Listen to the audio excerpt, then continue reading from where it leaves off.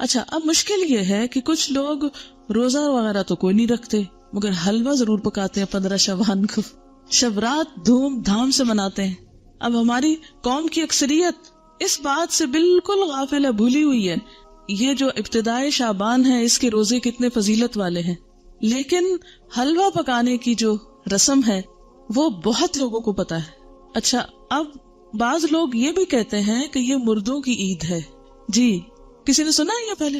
افسوس کہ ایسی میں نے آپ کو بتا دی ایک غلط بات، لیکن معاشرے میں کچھ جگہوں پر یہ مشہور ہے، تو یہ ہے کہ اس کو مردوں کی عید کہا جاتا ہے۔ تو اس ضمن میں بھی یہ ویسے بنیادی طور پر اس دن وہ ختم کا حلوہ ہی پکاتے ہیں اور مردوں کو ثواب پہنچانے کے لیے، اور اس قسم کی رسومات جو ہیں وہ ادا کی جاتی ہیں۔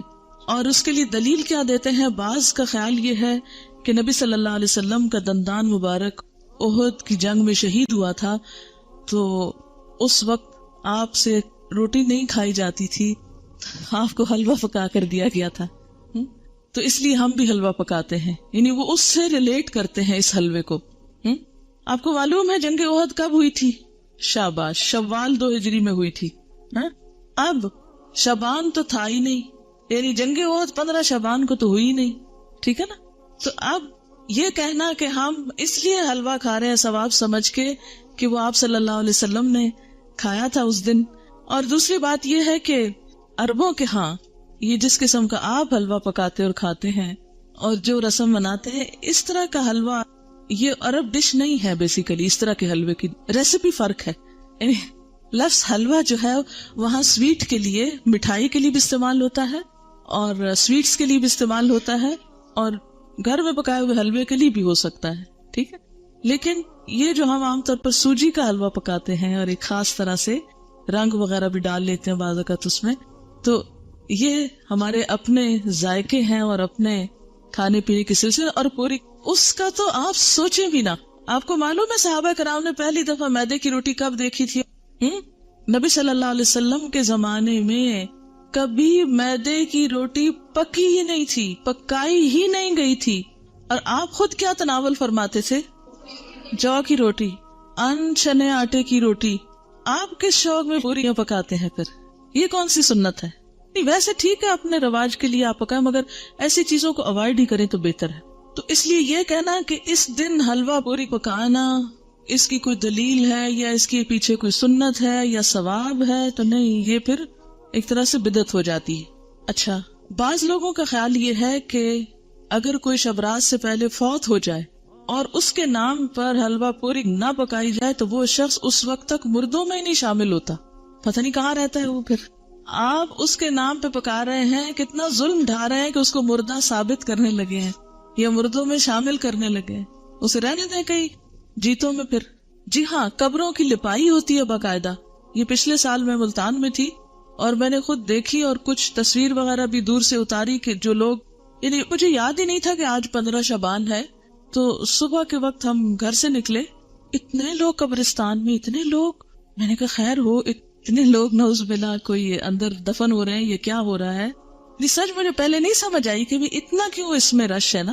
پھر تھوڑا سا ہم آگے گلی، وہ ہمارے ایک رشتے دار ہیں، ان کا گھر اس طرح ہے کہ جب ان کے گھر سے نکلتے تو گلی کے دائیں بائیں قبرستان ہے، پھر باہر مین سڑک پر آ جاتے ہیں تو پھر وہاں سے بھی نظر آتا ہے۔ جب ہم گلی سے نکل کے مین سڑک پہ پہنچے تو وہاں ایک سبیل لگی ہوئی تھی، تو اس سے پتا چلا کہ یہ عید کی طرح کا کوئی موقع ہے، اور پھر لوگ باقاعدہ لپائی کر رہے تھے، بچے بھی اور بڑے بھی قبریں لیپ رہے تھے اور پھر کو پھول ڈال رہے تھے، اور کوئی رات کو وہ چراغاں کر رہے تھے۔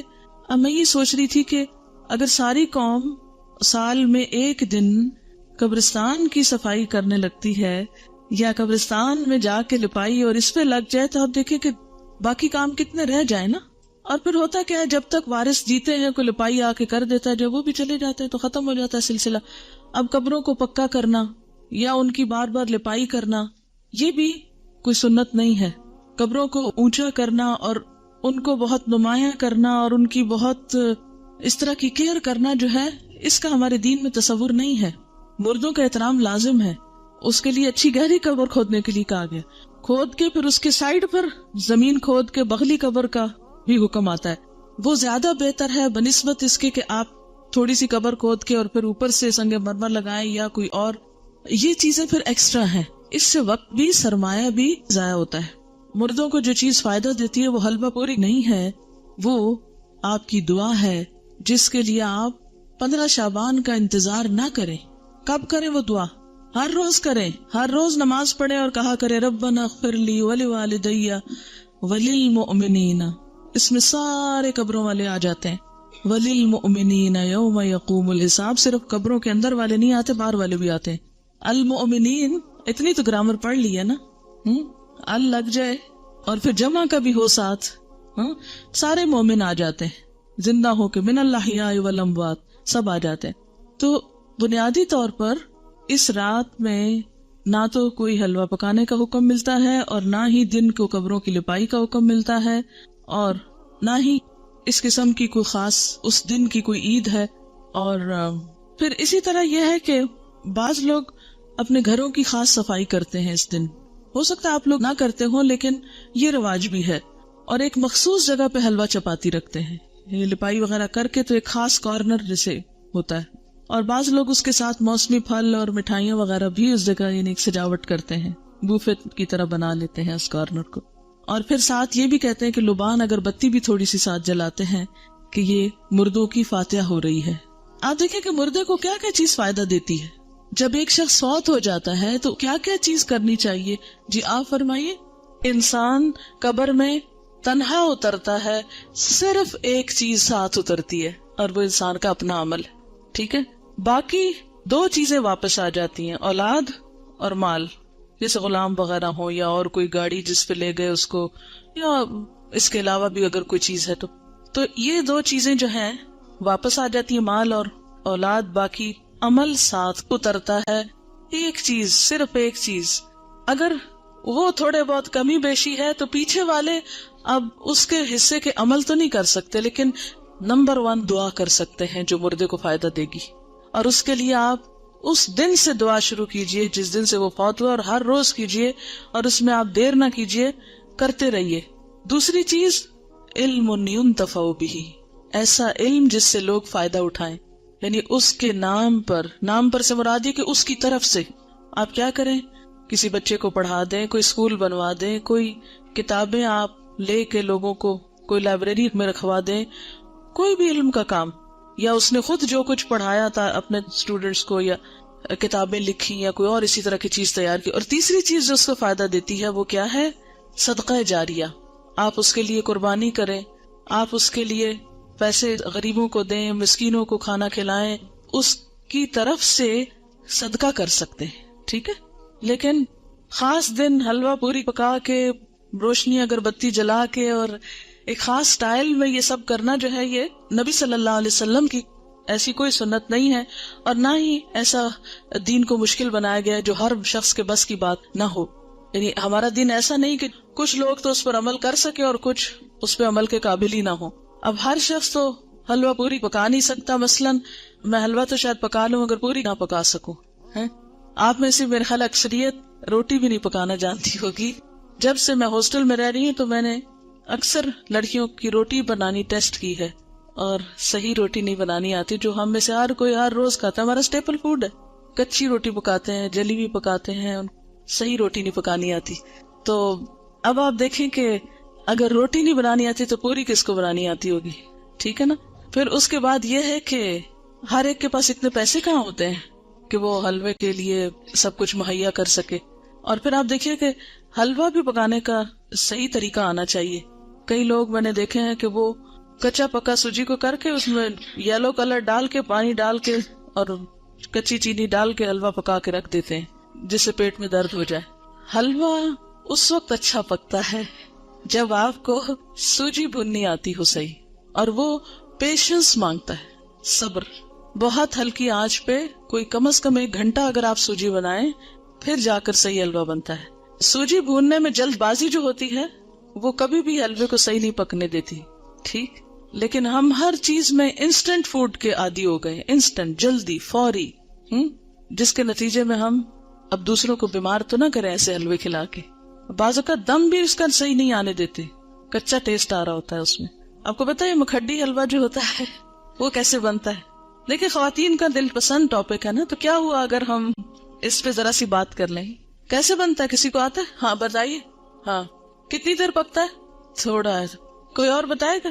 اٹک کی طرف کا کون ہے آپ میں سے؟ کیونکہ اس طرف یہ مکھڈی حلوہ بنتا. ہاں بتائیں گے آپ کتنا ٹائم لگتا ہے مکھڈی حلوہ بننے میں؟ دیکھا، اب خالہ تک رہ گیا. دیکھا آپ نے سیکھا نہیں ہے. وہ ہوتا یہ ہے کہ سوجی کو پانی یا دودھ میں بھگوتے ہیں، پھر اس کو اتنا پکاتے ہیں کہ وہ دونوں پھر الگ ہوں. یعنی دودھ تو خیر الگ نہیں ہوتا، لیکن اس کا جو گھی ہے، گھی میں پکاتے نا، تو پھر وہ گھی اور وہ بالکل الگ الگ جب ہو جائے تو پھر اس کو چھوڑتے ہیں. اور تقریباً 6 گھنٹے تو اس میں لگ ہی جاتے ہیں اگر آپ صحیح پکانا چاہتے ہیں. ویسے تو 2 منٹ میں بھی آپ گھول کے گرم کر کے رکھتے ہیں. خیر یہ باتیں میں نے ضمناً ودن بریکٹس اس لیے کی ہیں کہ آپ سب بچیاں ہیں، خواتین ہیں، گھر والوں کی صحت کا انحصار آپ پر ہے. اگر آپ کو صحیح کھانا پکانا آتا ہوگا اور صبر بھی ساتھ آتا ہو تو پھر آپ کے گھر والے صحت مند ہوں گے، اور وہ صحت مند ہوں گے تو آپ کو دین کا کام کرنے کا وقت ملے گا. تو یہ جو صحیح کھانا پکانا آنا یہ بہت بڑی نعمت ہے، اور اس پر وقت لگائیں اور اس کو سیکھیں اپنے والدین اور خالہ وغیرہ سے، کیونکہ ایسا نہ ہو کہ یہ زبان تو ہماری جا ہی رہی ہے، ویسے آدھی اردو بولتے آدھی انگریزی بولتے. اب کھانوں میں بھی ہم نے کچھ چائنا سے منگا لیے ریسیپیز، کچھ ادھر ادھر سے. اب وہ کھانے کے سٹائل بھی بدلتے جا رہے ہیں. حالانکہ بیسٹ فوڈ جو ہے الحمدللہ ہمارے اس کانٹیننٹ کا ہے کہ جو بہت اچھی طرح ویل کوکڈ اور ٹیسٹ کے حساب سے بھی اچھا ہوتا ہے. لیکن افسوس یہ کہ اب ہم آؤٹ ڈور ایٹنگ کے اتنے عادی ہو گئے ہیں کہ ہمیں گھر میں پکانا اچھا ہی نہیں لگتا نا. اور اکثر لڑکیوں کو یہ کہتے سنا گیا آئی ہیٹ کوکنگ. دین والی کوئی لڑکی یہ زبان سے بات نہ نکالے، ٹھیک ہے؟ کیوں نہ نکالے؟ وجہ آپ کو پتا ہے کہ کھانا کھلانا کون سے کاموں میں سے؟ جی ہاں، تو یہ صرف غریب کو کھانا کھلانا نہیں، اپنے گھر کے غریبوں کو کھلانا جو ہے وہ بھی ایک بہت بڑی نیکی کا کام ہے. تو ہیٹ کوکنگ کہنے کی بجائے لیکن اعتدال اس میں بھی، یہ نہیں کہ پھر آپ کچن سے نہ نکلیں. اور اس میں کہ سادہ غذا ہو لیکن ویل کوکڈ، نیوٹریشس، جس سے آپ کی صحت، آپ کے بچوں کی صحت درست رہے. اگر وہ درست رہے گی انشاءاللہ آپ کے پاس وقت زیادہ ہوگا، پھر آپ دین کا کام زیادہ اچھی طرح کر سکیں گے. ٹھیک ہے نا؟ یہ بات میں اپنے تجربے سے آپ کو بتا رہی ہوں. جی آپ کچھ کہنا چاہ رہی؟ جی دعا کر سکتے ہیں. اللہ تعالیٰ کے لیے کیا مشکل ہے؟ وہاں تو ہے نا اس کے پاس، جدھر چاہے ڈال دے. یمحو اللہ ما یشاء ویثبت. کیا مطلب اس آیت کا؟ یمحو اللہ ما یشاء ویثبت، مٹا دیتا ہے جس چیز کو چاہتا ہے اور باقی رکھتا ہے جس کو چاہتا ہے. اس میں جو چاہے وہ تبدیلی کر سکتا ہے. وَعِندَهُ أُمُّ الْكِتَابِ، اور اس کے پاس ہے اصل کتاب. سب کی تقدیریں اس کے ہاتھ میں ہے. جس کو جو چاہے عطا کر دے اور جس کے حصے سے جو چاہے کراس کر دے کہ نہیں یہ اس کو نہیں دینا. اچھا جناب، پھر اس کے بعد یہ ہے کہ بعض لوگوں نے یہ بھی بات مشہور کر رکھی ہے کہ میت کی روح 40 دن گھر آتی رہتی ہے، اور مومنین کی روح جمعہ کی رات کو، شب برات کو اور عیدین کو اپنے گھروں پہ آتی ہے. یہ بات مشہور ہے کہ اس دن روحیں آتی ہیں. ایک تو جمعرات کے دن آتی ہیں، اور ایک جو ہے عیدوں کو آتی ہیں اور شبرات کو آتی ہیں. حالانکہ اس کے پیچھے کوئی دلیل نہیں ہے، یہ ہمارا اپنا خیال ہے. دیکھیں وہ کس لیے آئیں گے، کیا کرنے آئیں گے؟ ان کا دنیا سے کوئی رشتہ، کوئی تعلق، ان کو تو کوئی انٹرسٹ ہی نہیں رہتا یہاں سے. جو نیک لوگ ہوتے ہیں وہ کہتے ہیں شکر ہے ہماری جان چھوٹی اس مصیبتوں کے گھر سے، اس قید خانے سے. اور جو برے لوگ ہوتے ہیں وہ جتنا بھی چاہیں کہ آ کے واپس کوئی اچھا عمل کر سکے تو آ نہیں سکتے. سورۃ المؤمنون میں آپ نے ایک آیت پڑھی ہوگی، وَمِن وَرَائِهِمْ بَرْزَخٌ إِلَى يَوْمِ يُبْعَثُونَ. جو روح ایک دفعہ آگے چلی گئی ان کے پیچھے برزخ حائل ہو گیا، پردہ حائل ہو گیا. کب تک؟ إِلَى يَوْمِ يُبْعَثُونَ، اس دن تک جبکہ یہ بالکل ایسے جیسے بچہ پیدا ہونے کے بعد واپس نہیں ماں کے پیٹ میں جا سکتا، ایسے ہی دنیا سے جانے کے بعد انسان دنیا میں نہیں آ سکتا. اتنا ہی محال ہے. جیسے بچے کی پیدائش میں ماں کو ایک تکلیف اٹھانی پڑتی ہے نا، تو مرتے وقت جب انسان کی روح نکلتی ہے تو خود اس کو یہی کرب سے گزرنا پڑتا ہے. تو روح بھی آپ دیکھیں کہ بہت سے وہ لوگوں کے مرتے وقت کے حالات سنے ہوں گے، پڑھے ہوں گے. ایک ڈاکٹر مودی شاید اس نے 120 لوگوں کے موت کے واقعات لکھے ہوئے ہیں.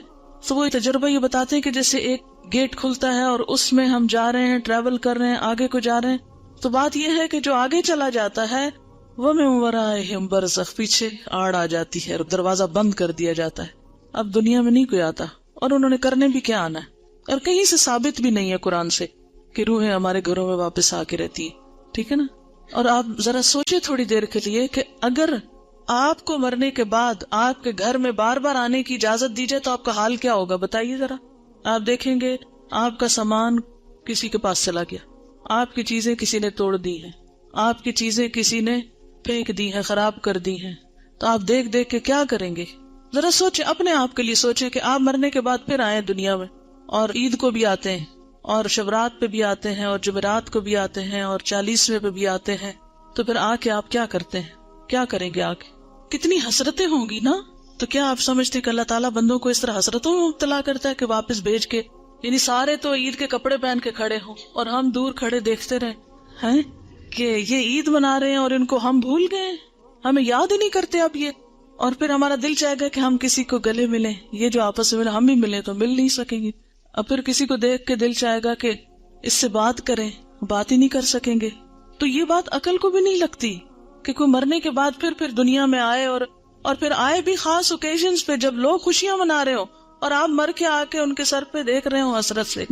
کس قدر افسوسناک بات ہے. تو اور پھر یہ تو چلو ویسے ہم سوچ رہے ہیں نا کہ اگر وہ if it is possible تو how does it look like، لیکن قرآن میں بھی کہیں نہیں لکھا ہوا اور حدیث میں بھی کہیں اس طرح نہیں پتا چلتا. ہاں یہ ہے کہ مردہ جب قبر میں ہوتا ہے نا تو اس کے حساب کے لیے اس کو واپس روح لوٹائی جاتی ہے، اس کو اٹھا کے بٹھایا جاتا ہے.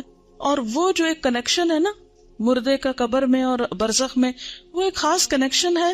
جیسے ہمارے پاس ایک ٹیلی فون ہے اور ایک کسی اور جگہ پر ہے تو وہ ایک خاص وائر کے ذریعے کنیکشن ہے.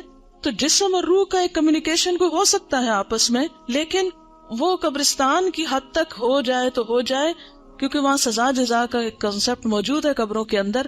لیکن عام گھروں میں اور گھروں کے اندر آ کر، اور پھر یہ کہ کچھ روحیں بھٹکتی ہیں اور کچھ روحیں دوسروں کے اوپر مسلط ہو جاتی ہیں، اور یہ سب جنات ہوتے ہیں جن کو انسانی روحیں سمجھ کر وہ کیا جاتا ہے. اور بعض اوقات شیاطین دھوکہ دیتے ہیں انسانوں کو، کیونکہ بعض لوگ کہتے ہیں نا مجھے بالکل ابھی خوشبو آئی تھی اور مجھے ایسے لگا جیسے مجھے کسی نے آواز دی ہے، اور مجھے بالکل وہ تو میرے بھائی جیسا ہی تھا، کوئی مجھے ہیولا نظر آیا گھر میں، اور یہاں خانہ کعبہ میں نظر آیا فلاں، وہ تو فوت ہو چکا. یہ سب اگر آپ نے سائیکالوجی پڑھی بھی ہو تو اس میں آپ نے پڑھا ہوگا، التباس کے بارے میں پڑھا ہوگا، ہیلوسینیشن وغیرہ کے بارے میں. خیر وہ ایک اور ایکسٹریم پہ لے جاتے ہیں.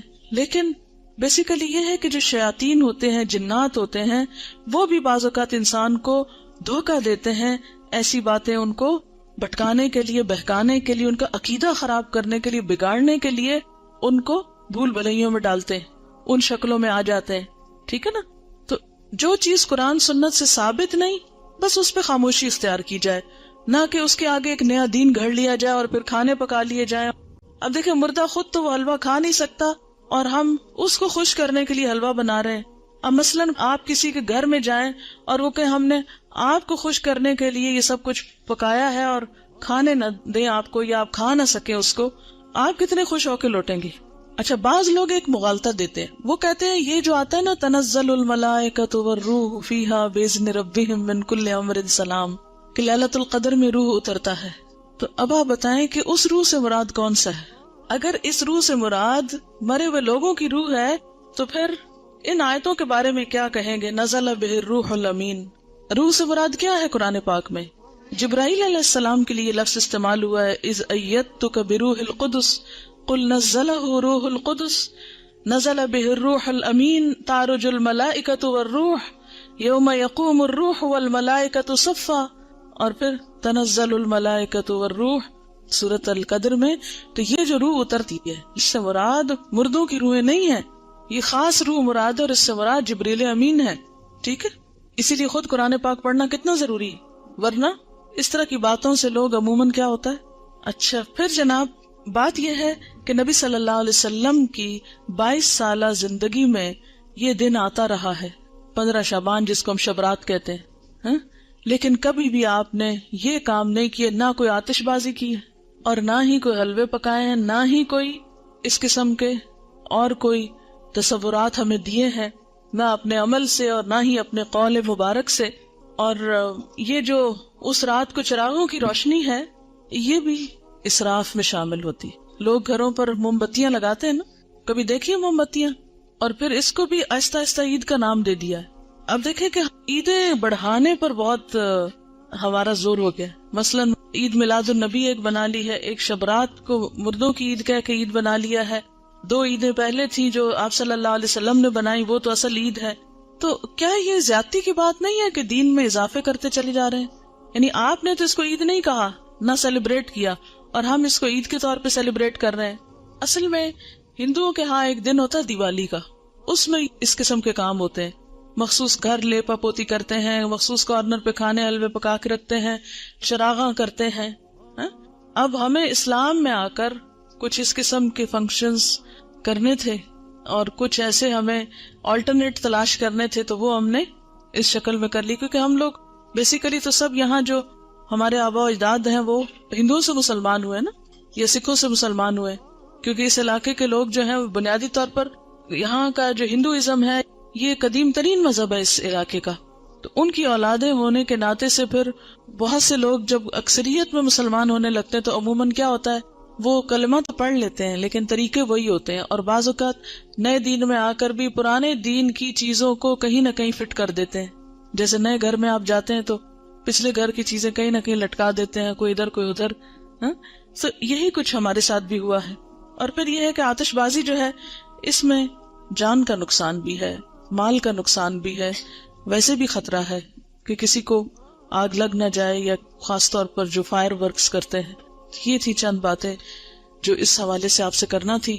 اس کے ساتھ ہی جو کچھ کوسچنز ہیں میں ان کے جواب دے دیتی ہوں. ایک اور غلط فہمی بھی اس دن کے بارے میں ہے جس کا ذکر کرنا ضروری ہے. بہت سے لوگ یہ سمجھتے ہیں کہ اس رات کو تقدیر کے فیصلے ہوتے ہیں, 15ویں شعبان کو, ٹھیک ہے, کہ تقدیر لکھی جاتی ہے, اور اس کو کر دیتے ہیں مکس کس کے ساتھ, لیلۃ القدر کے ساتھ. لیلۃ القدر جو ہے وہ رمضان کی رات ہے. قدر کا کیا معنی ہے؟ نمبر 1 تقدیر, نمبر 2 اندازہ, نمبر 3 تنگ ہونا. اس رات اتنے فرشتے اترتے ہیں کہ زمین تنگ ہو جاتی ہے ان کے لیے. نمبر 2 یہ کہ وہ بڑی قدر و قیمت والی رات ہے کہ قرآن نازل ہوا تھا, انا انزلناہ فی لیلۃ القدر. اچھا, تیسری بات یہ ہے کہ اس لیلۃ القدر میں تقدیر جو ہے بندوں کی وہ فرشتوں کے حوالے کی جاتی ہے. تنزل الملائکۃ والروح فیہا باذن ربہم من کل امر. تو سارے امور جو ہے زمین پہ جن کی ایگزیکیوشن ہونی ہے وہ فرشتوں کے سپرد, یعنی سال کا بجٹ دیا جاتا ہے. یہ سارے کام رمضان کے آخری عشرے کی کسی ایک طاق رات کو ہوتے ہیں جس کو لیلۃ القدر کہا جاتا ہے. یہ 15 شعبان کو نہیں ہوتے, ٹھیک ہے. بات یہ ہے کہ قرآن پاک میں آتا ہے وما نہاکم عنہ فانتہوا, جس چیز سے نبی صلی اللہ علیہ وسلم روکے اس سے رک جاؤ, ٹھیک ہے. تو آپ جب روکتے ہیں ایک بات سے کہ 15 کے بعد نہیں روزے رکھو, تو پھر ہم یہ نہیں کہیں گے چونکہ آپ نے رکھے تو ہم آپ کی سنت فالو کر رہے ہیں, ٹھیک ہے. اچھا, یہ لکھے ہوئے سوالوں کے جواب دے دیں. شعبان کے پہلے 15 دنوں میں پورے 15 دن کے روزے رکھ سکتے ہیں اگر آپ چھٹی نہ کر لیں روزہ رکھ کے, یا دیر سے نہ آنا شروع کر دیں. کیونکہ ہوتا یہ ہے کہ آپ پھر ایڈوانٹیج لے جاتے ہیں کہ ہم روزے سے ہیں اس لیے ہم نے ہوم ورک نہیں کیا یا ٹیسٹ نہیں دے رہے. اگر کوئی یہ پوچھے کہ ہم کیا کریں اس دن 15 شعبان کو, نہیں لوگوں کو عادت ہو گئی ہے ختم وغیرہ کرنے کی, تو اس لحاظ سے وہ پوچھیں کہ پھر اس دن کیا کریں, تو ان کو کیا جواب دیں؟ کیا جو پکا کر گھر حلوہ چاول وغیرہ بھیجے تو اس کو کھا لیں؟ اب دیکھیں بدعت کا کھانا ہے, ٹیکس کی قسم کا ہے. پہلی بات تو یہ ہے کہ انہیں کہیں وہی کریں جو روز کرتے ہیں, نمازوں کی پابندی کریں, صدقہ خیرات جیسے روٹین میں کرتے ہیں. کیونکہ جو دن اللہ کے رسول صلی اللہ علیہ وسلم نے مخصوص نہیں کیا کسی خاص عبادت کے لیے, اس کو اپنی طرف سے بتا کے اچھا آپ یہ کر لیں یہ کر لیں یہ کر لیں, تو یہ بھی درست نہیں ہوگا.